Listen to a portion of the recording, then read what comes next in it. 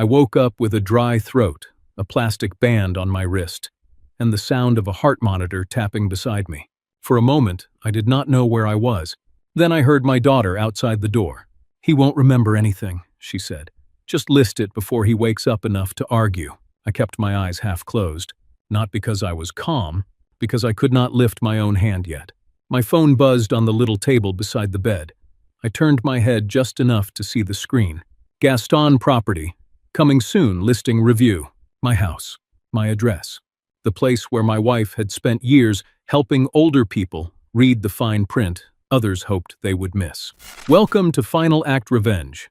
Tell me where you are watching from and what time it is there. And please, take care of your health tonight. Back then, I thought my daughter was only trying to sell my house. I did not know the realtor was about to call the name on the deed, and it was not hers. A house can look ordinary from the street. Mine did. White siding, a narrow porch, one maple tree out front that dropped leaves into the gutter every fall, no matter how many times I cleaned it. But that house was never just wood and windows to me. My name is Miles Gaston.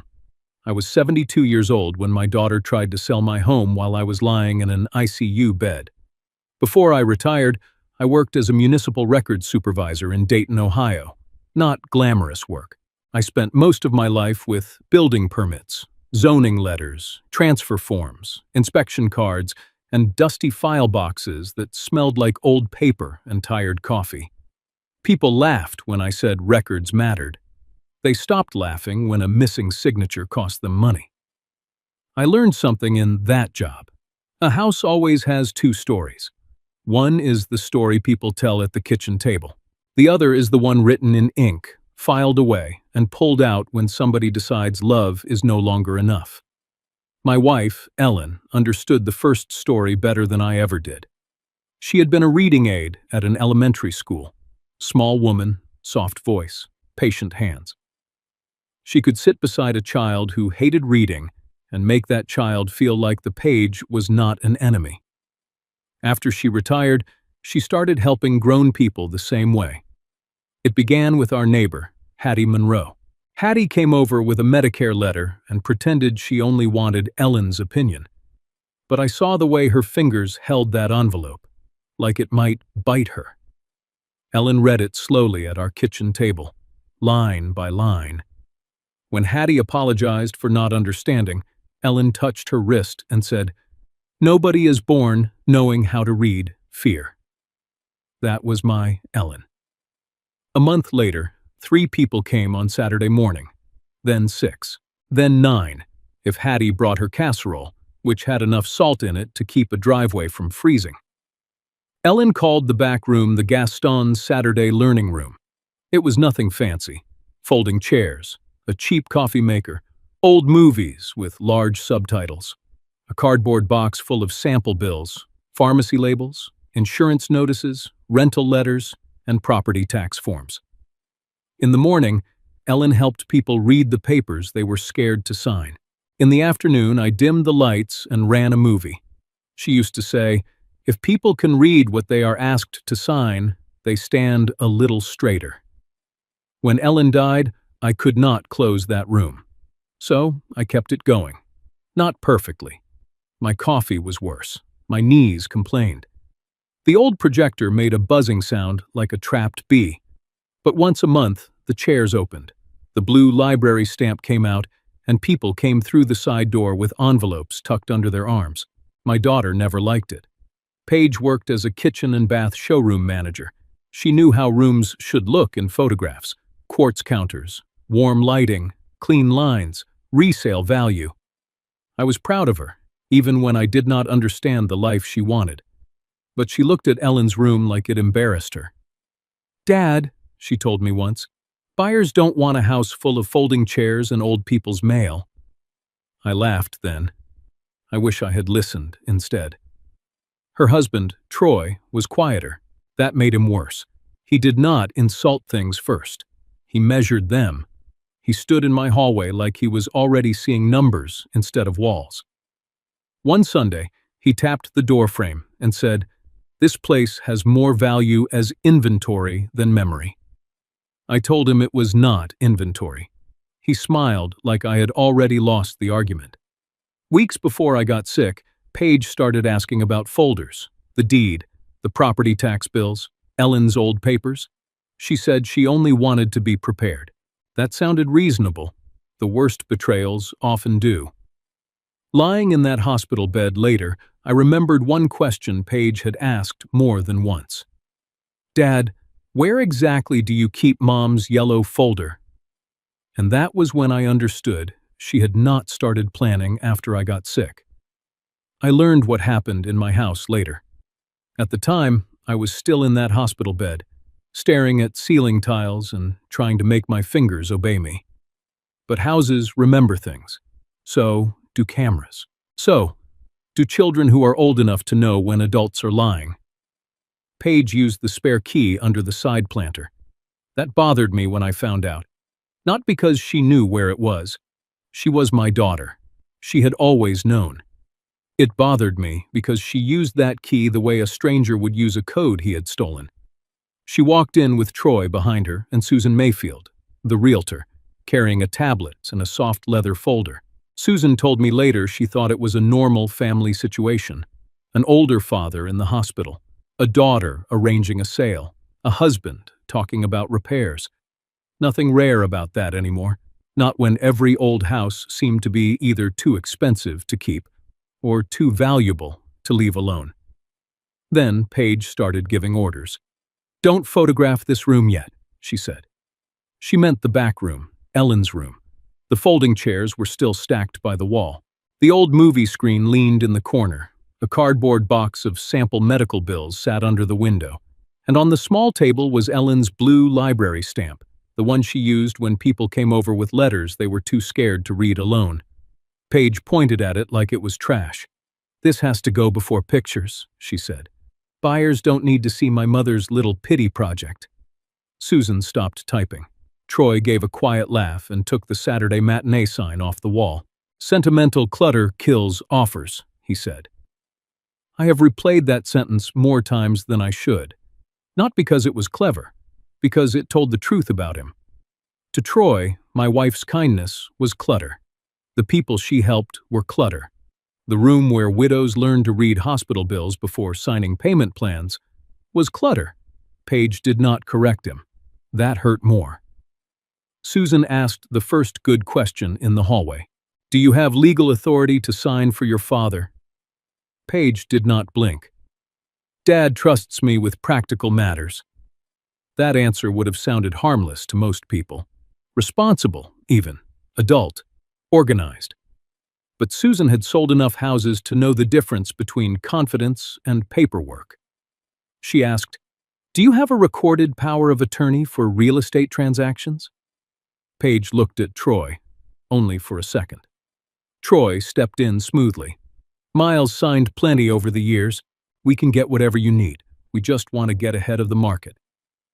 There it was again. The market. Not my recovery, not my wishes, not Ellen's room. The market. A little later, my granddaughter Piper came in through the back door. She was 16, with theater scripts always folded in her backpack and more courage than anyone in that house gave her credit for.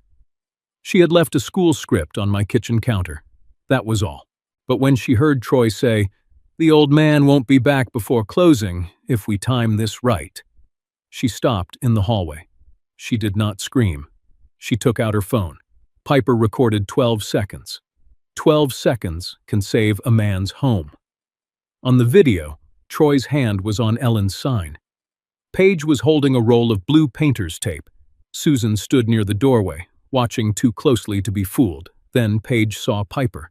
Her face changed at once. Soft mother voice. Gentle eyes. The costume went on so fast it almost looked real. "Piper, honey," she said.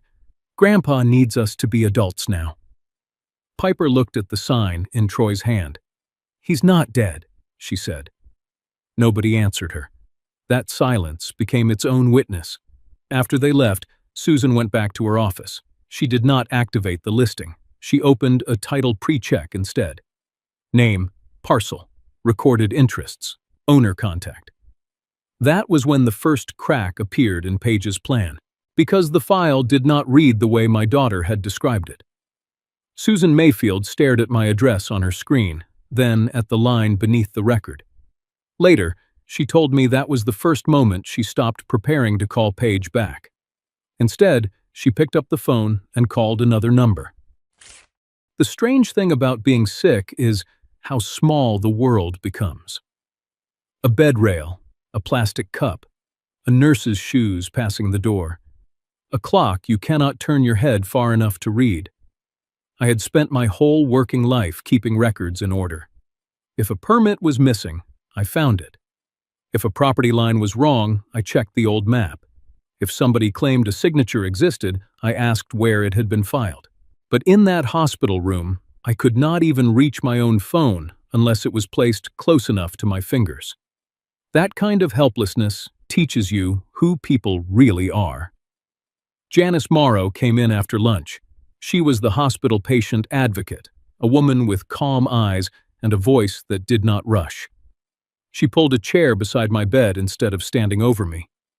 "Mr. Gaston," she said, "I need to ask you something directly." I looked at her. "Did you authorize your daughter to list your home for sale while you were admitted here?" My mouth felt dry. "No." She waited, pen still. "Did anyone explain a listing agreement to you?" "No." "Did you ask to be moved permanently into senior care?" I closed my eyes for a second. "No."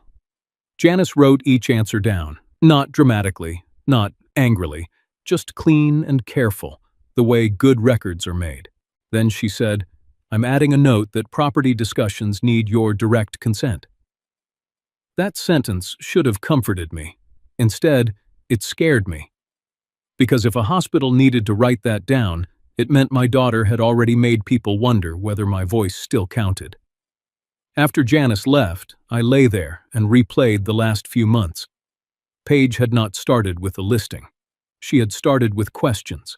"Dad, where do you keep the tax bills? Do you still have Mom's old paperwork? If something happened, who would know what to do? Wouldn't it be easier if I helped you organize everything?" Back then, I heard concern. Now I heard inventory. Troy had been worse, only quieter. He never grabbed. He assessed. He looked at my roofline, my porch steps, the old furnace vent, the side door Ellen's visitors used on Saturdays. Once, standing near my driveway, he said, "The right buyer would see potential here." I had said, "I still live here." He smiled. "I know. I just mean someday." Someday had arrived while I had tubes in my arm. That evening, my phone buzzed again. It was an old voicemail from Paige, one I had missed before the infection got bad. Her voice was low, hurried, like she was walking away from someone. "Troy says if we wait until Dad gets home, we lose the May buyers. We need momentum." I listened twice, then a third time, not because I misunderstood it, because I understood it too well. May buyers, not my rehab, not my lungs, not whether I could climb my own steps. Buyers. I felt something hot move through my chest, and for a moment the monitor beside me picked up speed. A nurse glanced in. I gave her a small nod, the kind men my age give when they are trying not to fall apart in front of strangers. I almost called Paige, right then. My thumb hovered over her name. But I remembered something I had learned from 40 years of records and complaints, and people swearing they had never signed what sat right there in the file. If you confront a liar too early, you teach them what to hide. So I did not call. Instead, I asked the nurse to place my phone on the blanket where I could reach it. I saved the voicemail. I took a screenshot of the listing email. I asked Janice for a copy of her note when it became available. Small things, dry things, the kind of things people overlook because they are not loud. By morning, Paige came into my room with coffee. She knew I could not drink yet. She kissed my forehead. She called me stubborn. She said she was only trying to make hard choices easier. I watched her hands. She did not touch my shoulder. She touched the little hospital table where my phone was lying. "Dad," she said softly, "you don't need to worry about paperwork right now." I looked at my daughter, and for the first time in my life, I wondered how long she had been waiting for me to be too weak to read it. She smiled like a good daughter, and I smiled back like a tired old man. But inside, I had already begun keeping records again, because I no longer believed Paige was afraid I would not recover. I believed she was afraid I would recover before the sale did. By the 5th day, the hospital stopped feeling temporary. That frightened me more than the IV lines did. People begin speaking differently around you once you stay in a bed too long. Nurses start asking about discharge plans. Social workers mention recovery timelines. Family members stop saying when you come home and start saying if. And somewhere inside all of that, a person can slowly disappear without anyone admitting it out loud. Susan Mayfield arrived just after noon. No perfume, no dramatic entrance. Just a navy blazer, sensible shoes, and a leather folder held against her side like she did not trust herself to set it down yet. She knocked before entering my room. That mattered to me. Paige had stopped knocking 2 days earlier. "Mr. Gaston?" Susan asked. I nodded. She pulled a chair beside the bed instead of standing over me. Another thing I noticed immediately. Realtors spend their lives reading rooms. Good ones also read people. "I wanted to speak to you directly before anything moved forward," she said. The words "anything moved forward" sat in the air between us. Not sale, not listing, not paperwork, anything. I asked her a simple question. "Did my daughter tell you I agreed to sell my house?" Susan took a breath before answering. That pause told me more than the sentence did. "She told me you understood it might become necessary." Necessary. Funny word. People use it when they want to make a decision sound moral instead of profitable. Susan opened her folder carefully. Inside were printed forms, draft descriptions, and a preliminary title report clipped together with yellow tabs. "I have not activated the listing," she said. That was the first hopeful thing I had heard all week. "Why not?"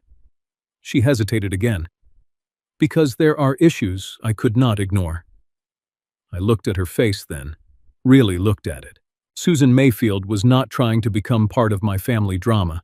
She was trying not to become part of a lawsuit. That honesty made me trust her more. She slid the listing agreement onto the tray table near my bed. There was my address. There was the asking price. There was a description of my porch that somehow sounded lonelier than the porch itself. And there was my name, signed, or something pretending to be my name. I stared at it for a long moment. The handwriting looked careful in the wrong places, too steady, too complete, like someone had copied the idea of my signature instead of the habit of it. Susan spoke quietly. "I never witnessed you sign this." I looked up. "Did Paige say she had power of attorney?" "She said you trusted her with practical matters." I actually laughed. Not because it was funny. Because I had spent 40 years in records offices hearing people say almost exactly that sentence right before trouble started. "In real estate," Susan said carefully, "basically having authority and legally having authority are not the same thing." That line stayed with me. Basically, the most dangerous word in family disputes. Basically, he wanted this. Basically, she agreed. Basically, I'm next of kin. Basically, it's my house anyway. I asked Susan what else bothered her. She tapped the paperwork. "The seller disclosure forms were incomplete. Your daughter could not answer basic questions about the property." That made sense. Paige had never cared about the furnace, the drainage, the side gutter that froze every other January, or the basement leak Ellen and I patched 3 different times before finally fixing it right. But then, Susan showed me something worse. She handed me the draft listing description. "Charming older home, owner transitioning to care. Ideal bonus room for entertainment lounge, office, or guest suite." Entertainment lounge. That was Ellen's room. The room where widows brought insurance letters. The room where old men unfolded pharmacy bills with shaking hands. The room where my wife spent years teaching people how not to get trapped by papers they were embarrassed to admit they could not understand. Paige had turned it into a selling feature. I looked away from the page because suddenly the hospital room felt too bright. Susan lowered her voice. There was another issue. I waited. The preliminary title check showed a recorded interest connected to the property that your daughter never mentioned. That got my attention immediately. People hear the word title and think ownership is simple. It never is. A property is a long memory written in legal language. Who did you call? I asked. Susan met my eyes. Not your daughter. A silence passed between us. Outside my room, I could hear a food cart rattling down the hallway. Somebody laughed at a television somewhere near the nurse's station. Ordinary sounds, the world continuing while mine tilted sideways. Then Susan said the name. Celia Frost. My chest tightened slightly. I knew that name. Celia was a nonprofit property attorney Ellen had worked with years ago when the Saturday learning room started growing larger than our dining table could handle. Susan continued carefully. Mrs. Frost informed me there are restrictions tied to the property that prevent any listing from moving forward the way your daughter presented it. Restrictions, not ownership, not inheritance. Restrictions. That meant Ellen had done something important enough that Susan Mayfield refused to activate a sale without understanding it first. I wanted to ask 10 questions at once. Instead, I asked the smallest one. What exactly did my daughter tell you? Susan looked uncomfortable for the first time. She said you were becoming forgetful, that you understood independent living might not be realistic much longer, and that moving quickly would help avoid complications. There it was, the real wound, not the house, the story. Paige was building a version of me that could be managed instead of listened to. I closed my eyes for a moment and saw Ellen standing in that back room with one hand resting on the blue library stamp. If people can read what they are asked to sign, she used to say, they stand a little straighter. Maybe that was why Paige wanted the room erased before photographs, because the room itself was a warning. Before I tell you what Susan eventually found in those records, let me ask you something. If you woke up in a hospital bed and learned your own child had already started preparing to sell your home, would you confront them immediately, or would you stay quiet long enough to learn how far they were willing to go? Tell me honestly in the comments. Even now, I still do not know which choice cost me more. Susan stood to leave, then paused near the door. One more thing, she said. I looked at her. When I spoke with Celia Frost, she sounded less surprised by your daughter's actions than I expected. A cold feeling moved through me. Why? Susan tightened her grip on the folder. She said your wife prepared for the possibility that somebody might try this someday. Then she walked out of my hospital room, and for the first time since waking up in that ICU bed, I realized my wife may have seen this betrayal coming long before I did. By the time they moved me out of the ICU, my daughter had already started speaking about my future like it was a project timeline. That was the part nobody prepares you for. Not the pain, not the weakness, not the smell of disinfectant that follows you from one hospital floor to another. It is hearing people discuss your life in practical terms while you are still inside it. The rehab room was smaller than the ICU room. One narrow window, a reclining chair nobody ever looked comfortable in, a television mounted too high on the wall. Every hallway smelled faintly of soup and floor cleaner. The first morning there, Paige arrived carrying coffee and a folder. Not flowers, not photographs, a folder. She set it carefully on the tray table beside me like she was presenting a solution. How are you feeling today? She asked. Like a man who woke up to find his house listed online. She sighed at that, not angrily, tiredly. Dad, please stop making this sound cruel. That sentence stayed with me. Please stop making this sound cruel. As if cruelty only existed after somebody described it honestly. Paige pulled a chair close to my bed. Up close, I could see the exhaustion under her makeup, the sleeplessness, the pressure sitting behind her eyes. For one dangerous second, I almost felt sorry for her. That is the problem with family. Love keeps trying to explain things your instincts already understand. She opened the folder. There are a few forms we should talk about, she said carefully. Not sign, talk about. Inside were rehab extension options, property access permissions, temporary storage estimates, appraisal paperwork, and a brochure for Oak Bend recovery suites. The brochure had smiling, gray-haired couples walking through a garden nobody in real life ever looks that happy in. Paige touched the edge of it with one finger. It wouldn't have to be permanent, she said, just until things stabilize. What things? The house, your recovery, everything. Everything. That word again. I looked at the paperwork slowly, not because I was confused, because I wanted her to keep talking. One line caught my eye. Authorization for property preparation and staging access, not sale. Preparation, another careful word. Why would my house need staging? I asked quietly. Paige leaned back and crossed her arms. Dad, the roof needs work. The stairs are dangerous. The basement smells damp half the year. You can't keep pretending this place is manageable forever. Manageable. Another word people use when they are trying to shrink your life into a problem chart. I asked her something simple. Did you already decide I'm not going home? Her mouth tightened. I decided I don't want to find you unconscious on the floor 6 months from now. There it was. Fear mixed with ambition. Concern wrapped around control so tightly you could not tell where one ended and the other began. Before I could answer, Troy walked in, carrying his phone and a grocery bag.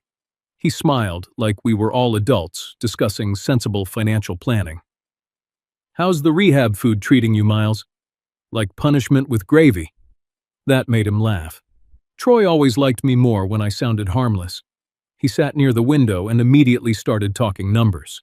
Repair estimates, insurance increases, property taxes, buyer demand, spring inventory shortages. To Troy, every emotion eventually became math.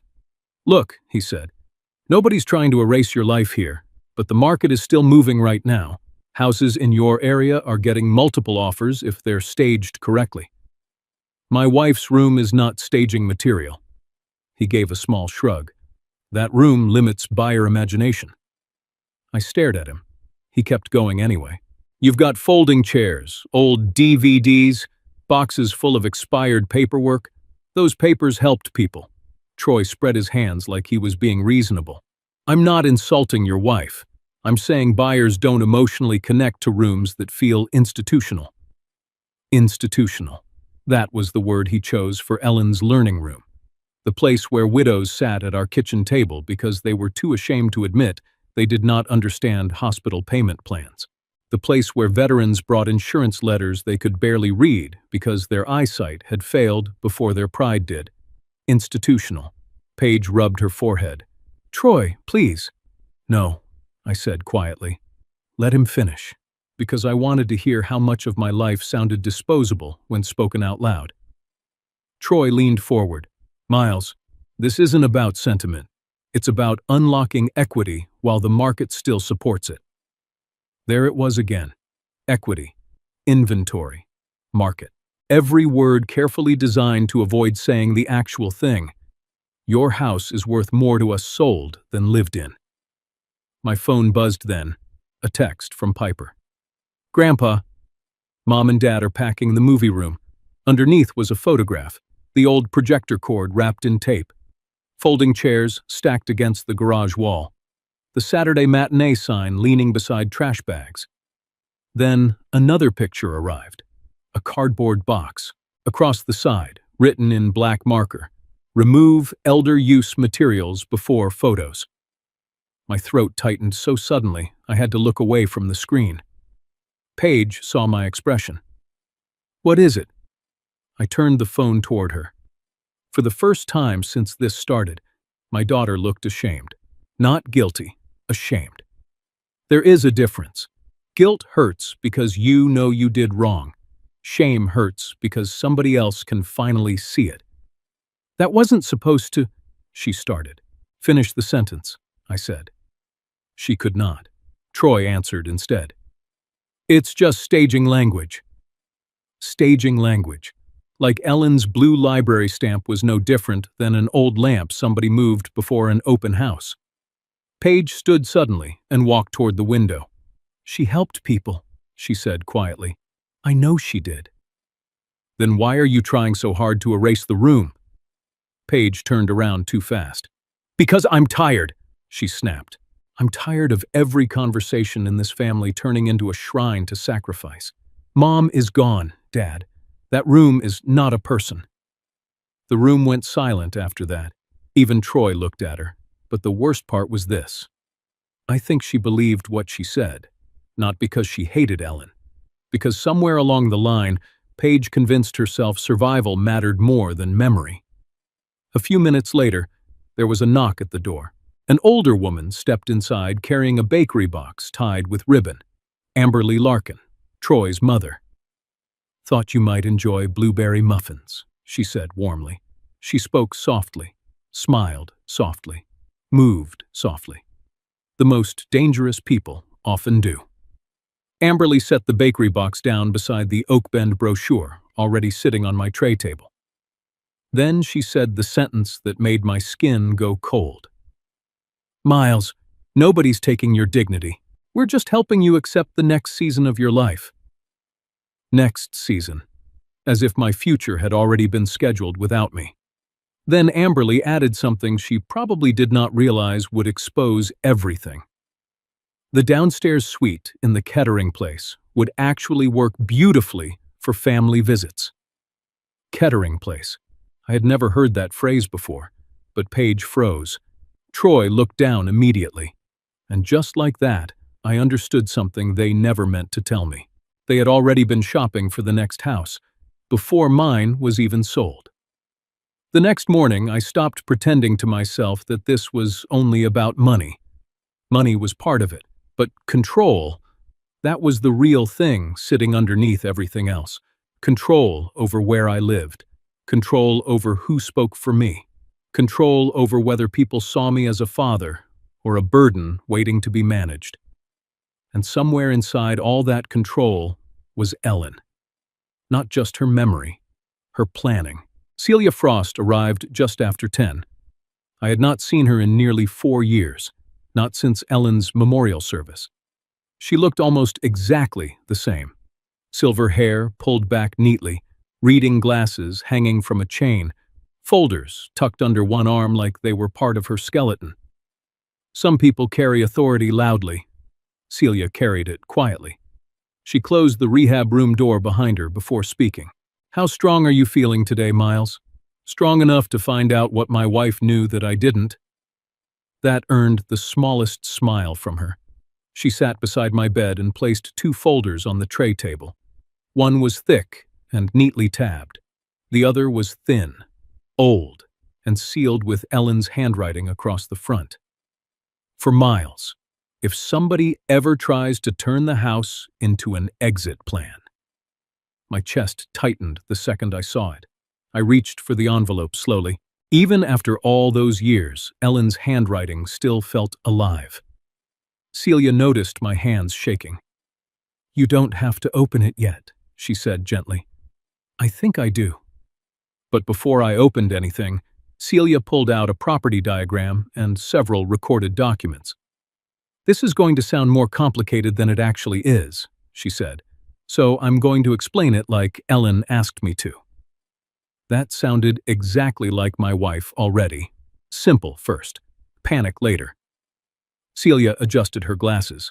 "You still fully control your right to live in the house. Nobody can remove you. Nobody can force a sale. Nobody can stage a transfer around your hospitalization." I stared at her. "What do you mean nobody can?" She slid one page toward me. because years earlier, Ellen had quietly changed the structure attached to the property deed. Not ownership, protection. The house was tied to a life estate arrangement connected to the Gaston Saturday learning room. I blinked at her. The room? Celia nodded. Your wife became concerned after several older adults she helped were pressured into signing property documents they did not fully understand. She worried about what could happen if you were ever sick, isolated, medicated, or unable to review paperwork properly. For a second, I could not speak. Not because I was confused, because I suddenly realized Ellen had not only been helping strangers all those years, she had been preparing for us. Celia continued carefully. The recorded structure means your daughter cannot independently list, transfer, refinance, or market the property without your direct, verified participation. And because the learning room holds a protected remainder interest, any transaction attempt made during hospitalization or medical vulnerability triggers additional review requirements. I looked at the papers again. All this time, Paige thought being my only daughter made her next in line. But Ellen had never believed family titles alone were enough protection. That was the twist sitting beneath everything. My wife had trusted love. She just had not trusted pressure. Celia handed me another document. At the top was the official purpose statement Ellen wrote years earlier. To help older adults read, understand, and question documents before signing them under pressure, confusion, fear, or dependency. I laughed once under my breath. A sad laugh. Of course she did. Celia tilted her head. She understood something most people don't, Miles. Elder abuse rarely starts with violence. It usually starts with urgency. Urgency. Sign now. Decide now. Move now. Before the market changes. Before the paperwork gets harder. Before you become a problem. Everything suddenly fit together so cleanly, it made me sick. Paige had not woken up one morning and become evil. Pressure had been building for years. The showroom job, the debt, the image, the upgrades, the need to keep climbing into a life more expensive than the one she could actually breathe inside. And Troy had simply given that pressure a business plan. I asked the question sitting in my throat. So, the house is protected? Yes. Then why does it feel like I'm still losing? Celia leaned back slightly. Because protection and proof are not the same thing. That sentence landed hard. She explained carefully. The deed structure blocked the sale itself. That part was safe. But if Paige claimed she was only acting out of concern, if Troy argued they misunderstood the restrictions, if they said they were trying to prepare for possible future care, then legally and socially, the story became messy. And stories matter, especially inside families. Right now, Celia said, they still believe they are helping you. I almost snapped back at that. But then I remembered Paige's face in the rehab room. Not triumphant. Desperate. Desperate people are dangerous because they can convince themselves almost anything is necessary. Celia opened another tabbed section in the folder. Your daughter already created exposure for herself. She pointed at the notes. Hospital records showing no consent. The staged listing language. The attempts to remove evidence of the learning room before photography. The pressure during medical recovery. The recorded statement from Susan Mayfield. The video Piper captured. Then Celia looked directly at me. But if you confront them too early, they'll stop talking. And right now, they're still saying too much. That sounded cold. Practical. Exactly like something from a records office, and I hated how correct it felt. I finally picked up Ellen's envelope. Inside was a folded letter and a smaller paper clipped behind it. The first line hit me harder than I expected. Miles, if you are reading this, somebody probably decided your illness made your voice negotiable. I stopped breathing for a second. Celia quietly looked away to give me privacy. I kept reading. I do not believe Paige is cruel, but I believe fear changes people.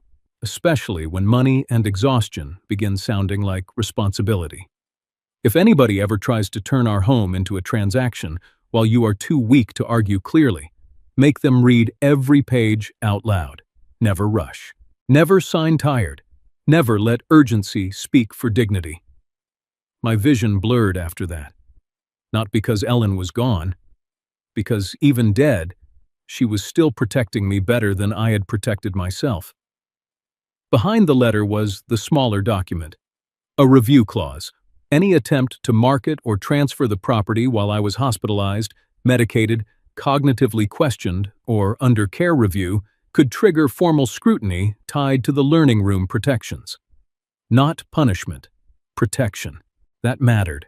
Ellen never built traps, she built brakes. I leaned back against the pillow slowly. So, Paige can't sell the house? No. Troy can't refinance it? No. And the listing dies the moment this review becomes formal? Yes. For the first time since waking up in the ICU, I felt something dangerous begin returning to me. Not anger, patience, the kind that waits quietly while other people keep exposing themselves. Celia gathered the papers back into the folder. "One more thing," she said. I looked up. "Your daughter still doesn't fully understand what Ellen recorded." That surprised me. How? She saw herself as your heir. Ellen saw the house as your protection first.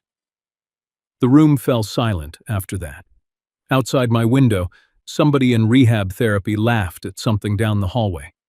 A cart rolled across tile floors. Life kept moving. But inside that small room, the balance of the story had shifted. Not publicly. Not yet.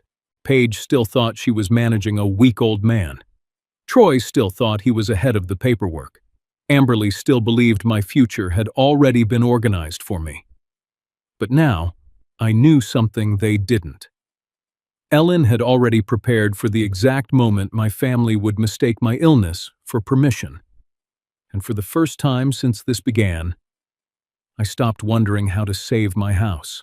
I started wondering how much more my daughter was willing to say before she realized the house was never hers to sell. Recovery is a strange kind of loneliness. People clap for small victories that would have embarrassed you 6 months earlier. Standing without help, walking to the bathroom alone, remembering all your medications without looking at the chart. Meanwhile, your actual life keeps moving somewhere else without you. By the second week in rehab, I could walk short distances with a cane. Slowly, carefully, like my body no longer fully trusted the ground beneath it. Paige visited almost every day. That was the confusing part. Cruel people are easier to survive, but my daughter still tucked blankets around my legs, still brought the brand of crackers I liked, still asked nurses whether I was sleeping enough. Then she would open a folder and start discussing my future like she was chairing a business meeting. That was how the line disappeared. One afternoon, she arrived carrying another stack of papers and sat beside my bed without taking her coat off. "We need to keep options flexible," she said. Flexible, another harmless-sounding word people use right before they try to corner you. I held out my hand for the folder. This time the papers were more aggressive. Authorization for temporary property access, approval for off-site furniture storage, consent for appraisal scheduling, a preliminary transition packet from Oak Bend Recovery Suites. At the bottom of one page was a line already highlighted in yellow. Extended rehabilitation stays may support future long-term care planning. I looked up slowly. Why is this highlighted? Paige crossed her arms immediately. Because we have to be realistic. There's realistic, and then there's replacing my front door before I'm even home. Her jaw tightened. You can barely climb stairs right now. That doesn't mean I stopped owning them. For a second, neither of us spoke. The rehab television hummed quietly in the corner. Somewhere down the hall, somebody was arguing with a physical therapist about pudding cups. Small, ordinary sounds. The kind that make painful conversations feel even more real. Then Paige rubbed her forehead hard and said something that finally cracked the mask. "You think I enjoy this?" she snapped. "I'm drowning, Dad." There it was. Not greed first, pressure, bills, mortgage payments. The image she spent years building. The fear of slipping backward after fighting so hard to climb upward. Part of me understood that. That was what made everything worse. Because if she had simply hated me, this would have been easier. Instead, my daughter loved me just enough to feel guilty, and not enough to stop. She opened her mouth again. You know what it's been like trying to hold everything together while you're in here? No, I answered quietly. But I know exactly what it feels like to realize my own daughter has been preparing my exit plan while I'm still alive. That hit her. I saw it land. But before she could answer, my phone buzzed. Piper. A video attachment. My stomach tightened before I even opened it. The clip lasted less than 30 seconds. Troy was standing inside Ellen's learning room with a roll of contractor bags beside him. The folding chairs were stacked near the garage door. The old projector sat unplugged on the floor. And on the table, sitting beside a donation box, was Ellen's blue library stamp. I paused the video there. That stupid little stamp. Blue handle, worn rubber edge, tiny ink marks Ellen could never fully clean off her fingers after Saturday mornings. For years, it had touched Medicare letters, insurance notices, payment plans, utility shut-off warnings, property forms. Now it was lying beside a cardboard box marked, "Remove old age materials before photos." I stared at those words so long my vision blurred. Not because of the room, because of the phrase, old age materials, as if Ellen's work had become clutter the moment the market entered the conversation. Paige saw the screen and went pale. That wasn't supposed to be thrown away, she said immediately. Interesting thing about guilt. People rush to defend the object instead of the action. I looked at her carefully. You still let it happen. She sat down heavily in the chair beside me. For a moment, she looked less like my daughter and more like a tired stranger who had accidentally walked too far into a lie to turn around easily. Then she whispered the sentence that hurt more than anything Troy had ever said. Mom is gone, Dad. That room can't stay frozen forever. I swallowed hard. That room taught people how not to lose themselves. It's still just a room. No, I said softly. To your mother. It was proof people deserved dignity before signing things they didn't understand. Paige looked away immediately, because now she understood the irony too. She was trying to push papers in front of an old man recovering from illness, inside the exact house built to protect people from doing that. The room stayed quiet for a long time. Then Paige said something I still think about. If you fight this too hard, people are going to start questioning whether you're thinking clearly. I felt my entire body go cold. Not angry, cold. Because there it was at last. The real weapon. Not the listing, not the market, not the rehab brochures. Narrative. If I resisted hard enough. Suddenly I became the difficult, elderly parent. The confused man, refusing help. The stubborn old homeowner, making life impossible for his exhausted family. I looked directly at my daughter. Did Troy teach you to say that? Her silence answered for her. That night I barely slept. Rehab hallways sound different after midnight. Slower, hollow. Machines beep softly in distant rooms while strangers dream behind half-closed doors. I kept seeing Ellen's stamp beside that donation box. Not because the stamp itself mattered, because it represented something Paige and Troy did not understand. Once people stop seeing older adults as fully capable of defending themselves, everything becomes easier to justify. Selling the house, moving the furniture, filtering information, making decisions for their own good. Around 1 a.m, my phone vibrated again. Piper. Just one message. Grandpa. Mom said if you keep resisting, people might think rehab should become permanent. I stared at the screen until my chest hurt. There it was. The bottom. Not the illness. Not even the betrayal. the realization that my own daughter had started treating my resistance as evidence against me. I sat there in the dark rehab room listening to the air vent hum above me, and for the first time since waking up in that ICU bed, I understood how older people lose their homes without ever signing anything willingly.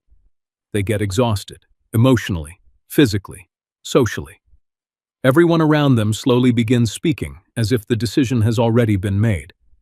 Then the person finally stops fighting, simply because they are too tired to keep proving they still deserve a voice.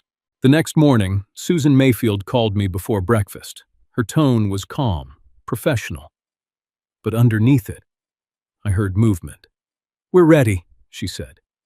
I tightened my grip on the phone. "For what?" A brief silence passed. Then Susan answered with 7 words that changed everything. "We got them all in one room." The meeting happened in a rehab conference room that smelled faintly of burnt coffee and dry erase markers. Nothing dramatic about it. No courtroom, no police officers, no shouting crowds waiting for justice. That is how most family betrayals really end. Not with explosions, with paperwork. Susan Mayfield was already there when the nurse wheeled me in. Beside her sat Celia Frost, calm as ever, and Marla Quinn from the title company, a woman with sharp glasses and the kind of expression people develop after years of watching bad decisions arrive disguised as urgency. Janice Morrow stood near the back wall holding a clipboard. Then Paige walked in. She wore a cream-colored blazer and carried a leather notebook against her chest like she was arriving for a business presentation. Troy followed behind her with a tablet under one arm. Amberly came last, smiling softly at everyone in the room as if we were all gathered for a difficult but loving family discussion. That smile almost impressed me. Some people can turn manipulation into hospitality. Paige looked surprised to see Susan. Then she saw Celia. And for the first time in weeks, my daughter hesitated. Not long, just enough. "What exactly is this meeting?" she asked carefully. Susan answered before anyone else could. "A clarification of authority regarding the Gaston property." Authority? There was that word again. The room settled into silence after that. Paige sat across from me and folded her hands together neatly. If someone had walked in without context, they would have seen a concerned daughter trying to help her aging father navigate difficult decisions. That was the danger of appearances. Troy broke the silence first. "Look, I think everybody's overcomplicating this," he said. "Miles needs support. The house needs work." Paige was trying to create options before things became more difficult. Create options. Another polished phrase designed to hide a knife inside velvet. Amberly nodded gently. Sometimes families have to make hard transitions before a parent hurts themselves, trying to hold on to independence. There it was again. Transition, care, safety. Every word carefully chosen to make resistance sound selfish. Paige leaned forward slightly and softened her voice. "Dad has always been proud, but pride isn't a care plan." For a second, I almost admired how convincing she sounded. Almost. Then Susan opened her folder. "Mrs. Larkin," she said calmly, "who authorized you to sign the listing preparation documents?"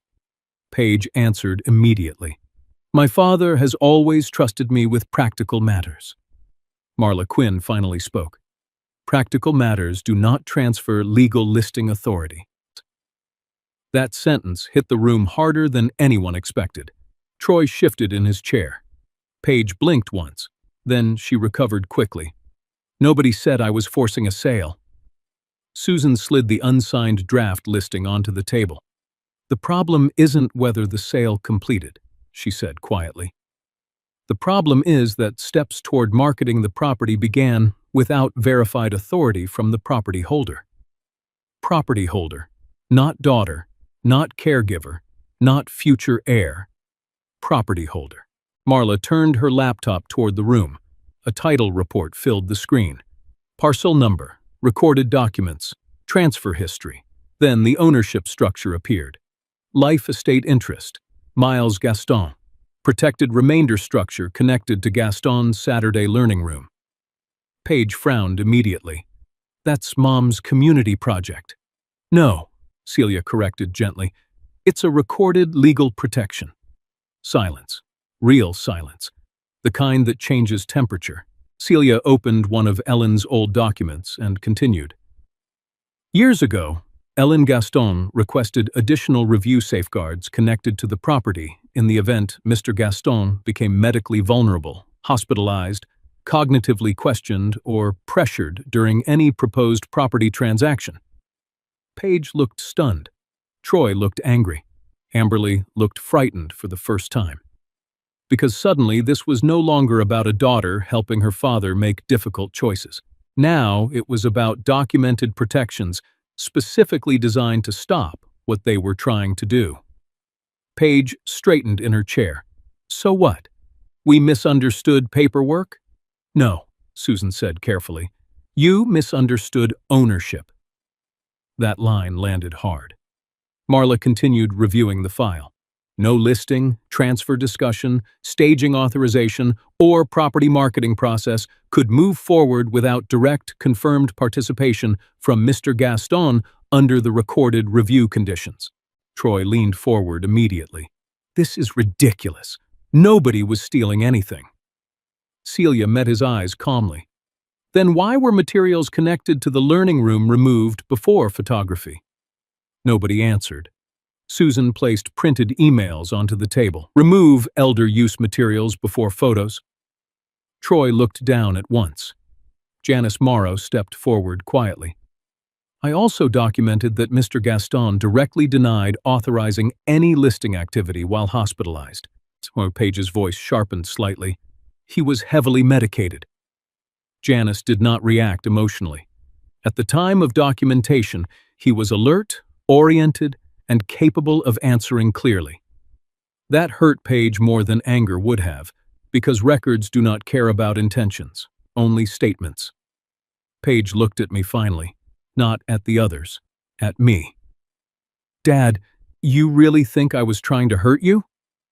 That question sat inside me longer than she probably expected, because the truthful answer was complicated. No, I said quietly. I think you convinced yourself hurting me was necessary. Her face changed after that. Not outrage, recognition. Troy jumped in quickly before the silence grew worse. This entire thing is being twisted. Paige was trying to keep your life from collapsing. I looked directly at him. No, you were trying to keep her lifestyle from collapsing. The room went dead quiet. Amberly inhaled sharply.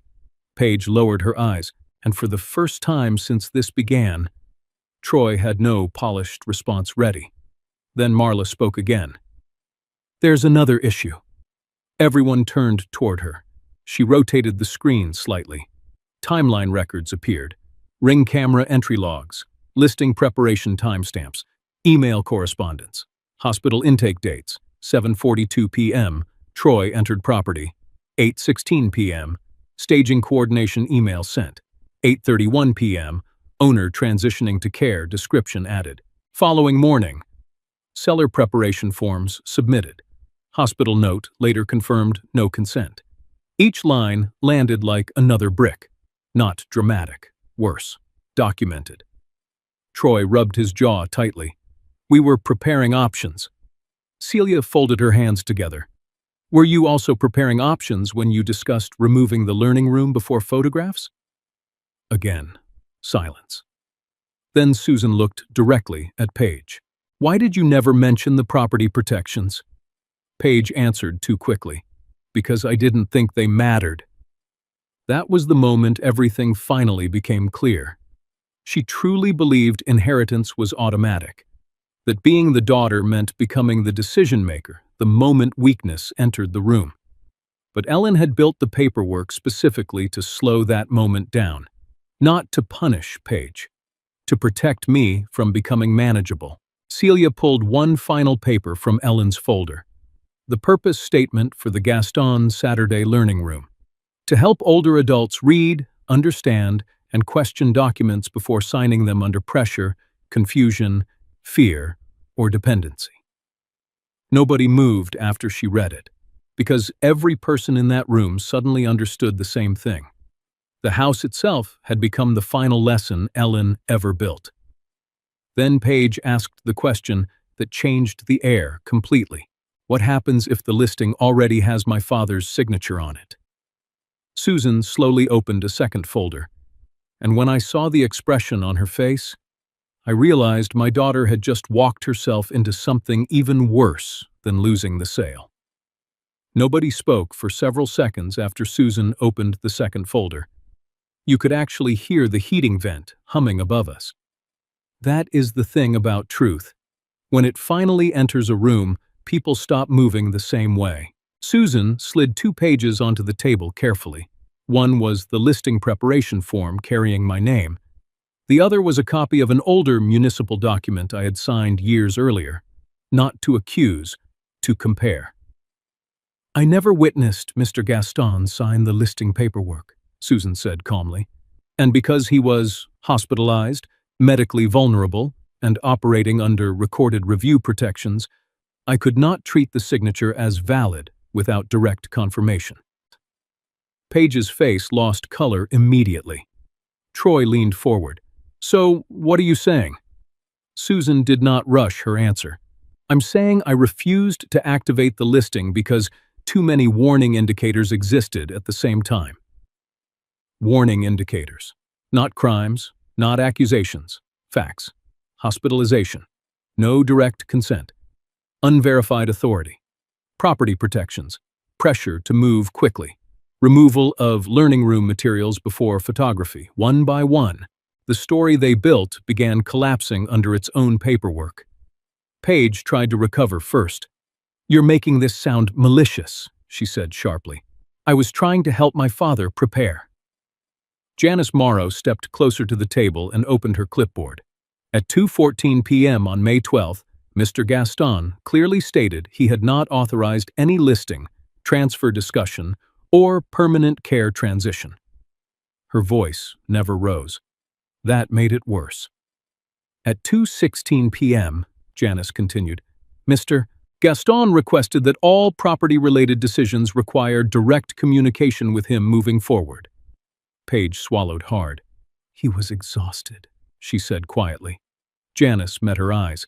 "He was coherent." That word cut deeper than anger ever could. Coherent, meaning my voice still counted. Marla Quinn rotated the title report again. "Under the recorded property protections connected to the Gaston Saturday Learning Room," she explained, "any attempted transfer, marketing activity, or listing discussion during medical vulnerability automatically requires heightened review." Amberly finally spoke up. "This feels excessive." Celia Frost answered her immediately. "No, it feels documented." Silence again, the kind that presses against your ribs. Then Susan reached for another page, an email printout. "Remove elder use materials before photos." Troy looked down the moment it touched the table. Susan placed another sheet beside it. The draft listing description. Owner transitioning to care. Entertainment lounge potential. Guest suite conversion. Every line that once sounded polished now looked ugly, sitting under fluorescent lights beside hospital records. I watched Paige reading them. Not crying. Not yet. Just realizing how different words sound when someone else reads them back to you slowly. Then the conference room door opened. Piper stepped inside beside Hattie Monroe. My granddaughter looked nervous, but she did not look uncertain. That mattered more. Paige turned immediately. "Piper, you shouldn't be here." Piper held her phone tightly against her chest. "I asked to come." Troy exhaled sharply under his breath. Bad move. Because the moment adults start acting afraid of a teenager telling the truth, everybody notices. Susan nodded toward Piper gently. "Would you like to explain the video you recorded?" Piper looked at me first. I gave her a small nod. She opened the clip. The room filled with Troy's voice. "The old man won't be back before closing if we time this right." No one moved. Not Amberly. Not Paige. Not even Troy. Then the image froze on the Saturday matinee sign being removed from Ellen's wall. Piper's voice trembled slightly. "Grandpa loved that room," she whispered, "and they were talking about it like it was garbage." Paige shut her eyes. "Honey, you don't understand." "No," Piper interrupted softly. "I understand exactly what happened." That line landed harder than anything else in the room, because children know the difference between helping someone and preparing to replace them. Troy finally snapped. "This is insane. We were trying to keep the situation manageable." I looked directly at him. "You kept using that word because it sounds cleaner than profitable." His jaw tightened instantly. Celia leaned forward slightly.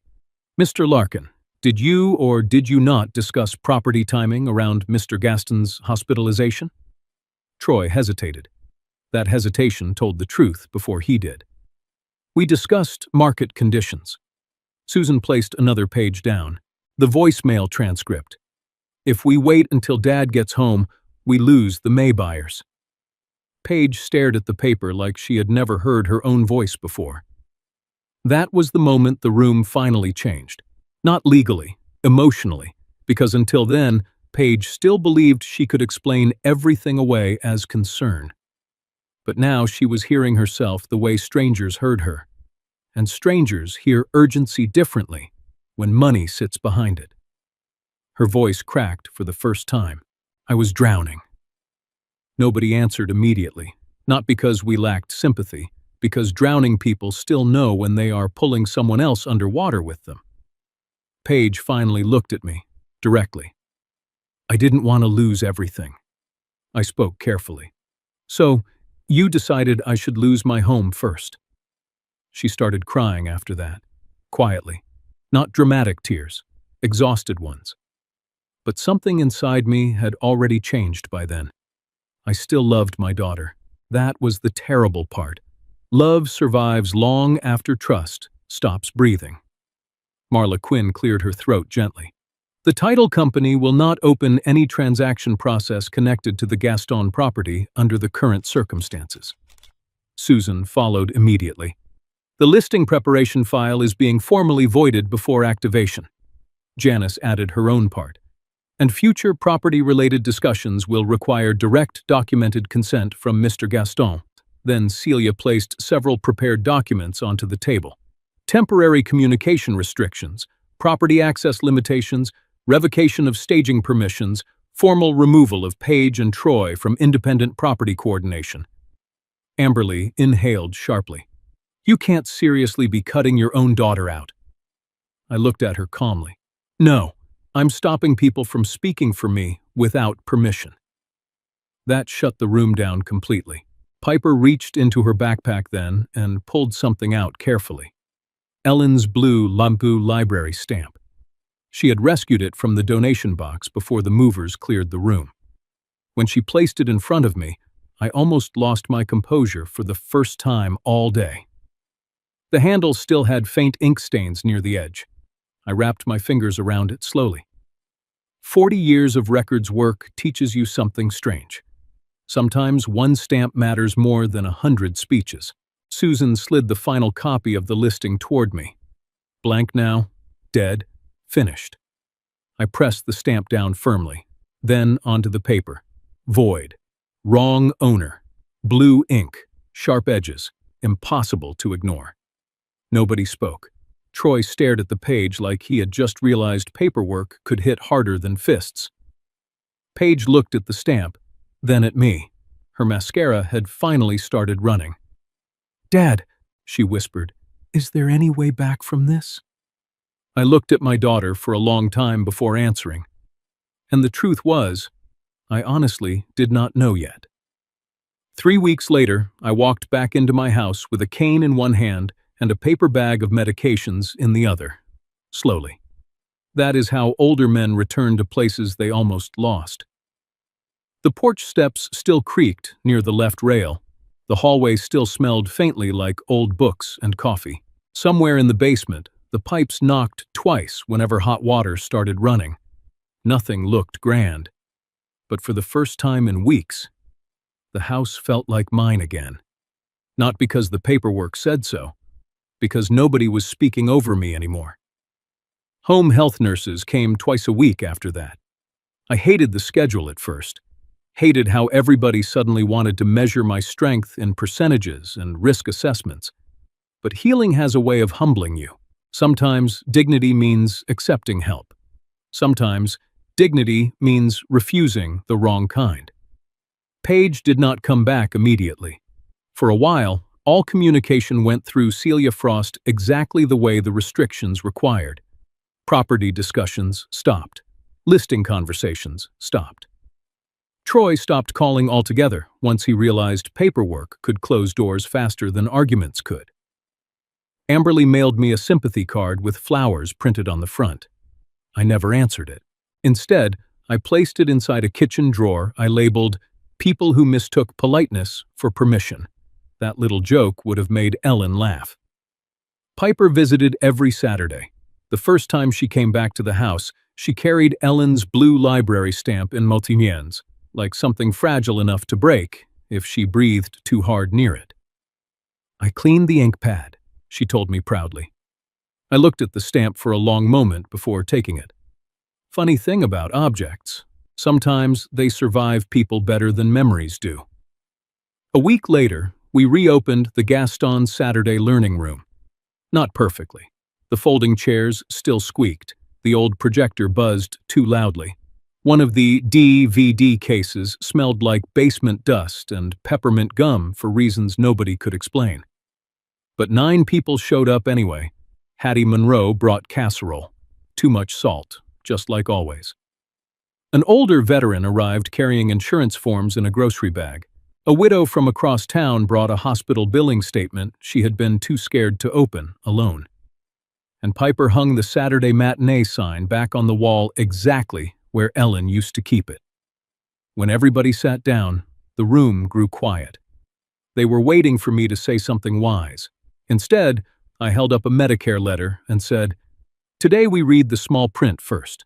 The movie can wait 10 minutes." That got a laugh. Good, because pain sits lighter in rooms where people still laugh. Paige finally came by 2 days later, alone. No Troy, no folders, no market talk. She stood on the porch for almost a full minute before knocking. I opened the door slowly. For a second, she looked young again. Not like a showroom manager or somebody drowning in debt and image and panic. Just my daughter standing where she used to wait for Ellen to come home from school. "I don't know what to say," she whispered. I answered honestly. "That's because apologies sound different after paperwork." She cried after that. Not loudly, just tired. The kind of crying that comes when somebody finally runs out of explanations. I let her inside, but only into the kitchen. Not the learning room, not yet. Then I told her the conditions. If she wanted any path back into my life, she had to stop treating forgiveness like an emotion and start treating it like responsibility. First, she would write an apology to Piper for teaching her that older people become easier to control once they are sick. Second, she would attend one Saturday session and read aloud about elder financial abuse, property pressure, and legal consent. Third, every copy of every scanned document, property note, and listing communication connected to my house had to be returned permanently. And fourth, she had to admit in writing that I never agreed to sell my home while lying in that hospital bed. Paige nodded through tears. Not arguing anymore. That mattered. Troy never came back. Honestly, I preferred it that way. Some people confuse access with entitlement for so long they stop recognizing the difference between another person's life and an opportunity. Maybe he loved my daughter in his own way. But he also looked at my home and saw inventory before he saw memory. And once a man does that, it changes how you open your door to him forever. As for me, I learned something difficult through all this. Growing older is not what makes people vulnerable. Silence does. The moment older parents become too embarrassed, too tired, or too afraid to question paperwork, somebody else starts deciding what their life should look like. That is how homes disappear. That is how voices disappear. That is how dignity disappears. Not overnight, piece by piece, one practical decision at a time. Ellen understood that before I did. That is why she built protections into the house. Not because she hated our daughter, but because she understood pressure can slowly turn love into justification. And maybe that is the hardest truth of all. Most family betrayals do not begin with evil people. They begin with ordinary people convincing themselves urgency matters more than honesty. A home is not just walls and a roof. Sometimes it is the final place where a person's dignity still answers the door. Thank you for spending this time with me today, and thank you for caring about this story. Please let me know in the comments where you are watching from and what time it is there right now. And if this story moved you even a little, please consider subscribing to Final Act Revenge. Another story is waiting for you on your screen right now, and according to YouTube, there's a good chance you'll enjoy that one too. Take care of your health. Read the small print carefully, and never let anybody mistake your kindness for permission.